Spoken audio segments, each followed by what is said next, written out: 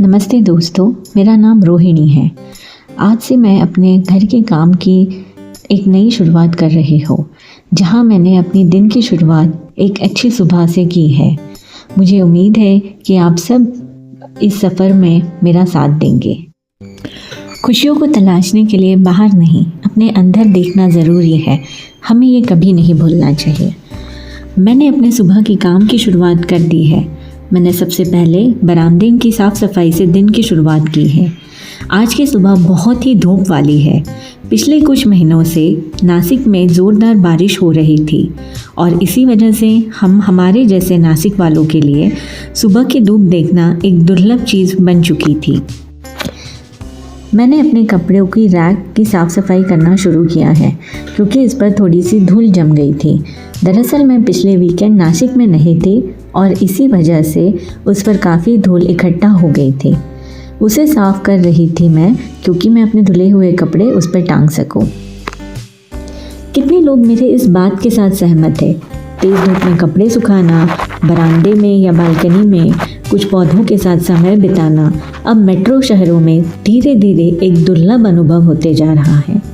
मेरा घर छोटा है, लेकिन मैं हमेशा कोशिश करती हूँ कि घर में सभी कुछ सुख सुविधाएं प्राकृतिक फ़ायदे के साथ बनी रहे।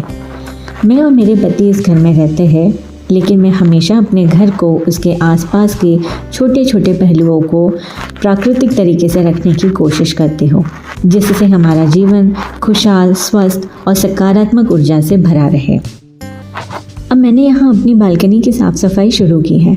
हमारी बालकनी खुली छत के नीचे है, इसीलिए उस पर धूल जल्दी जम जाती है और मुझे लगभग हर दिन इसकी साफ़ सफाई करनी पड़ती है।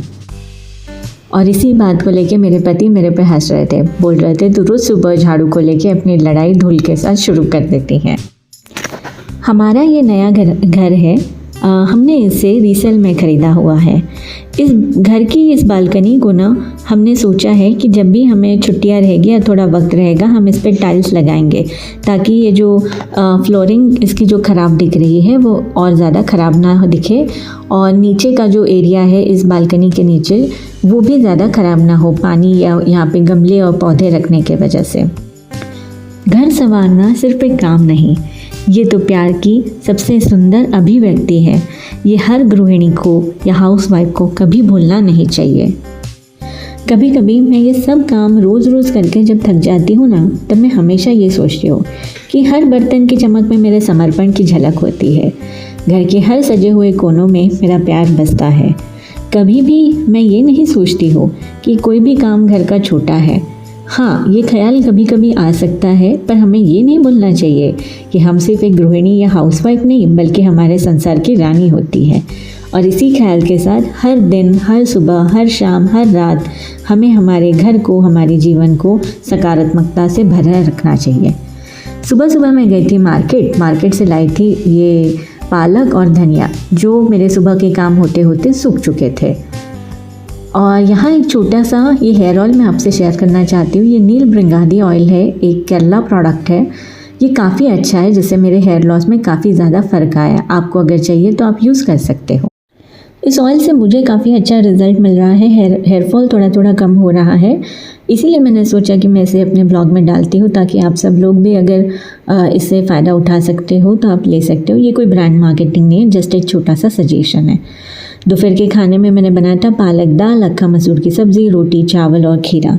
मुझे उम्मीद है कि मेरे ये ब्लॉग से आपके चेहरे पे एक छोटी सी मुस्कान आई होगी, और सही में आई होगी तो एक लाइक ज़रूर करना, सब्सक्राइब करना, कुछ कमेंट हो गए तो ज़रूर पोस्ट करना।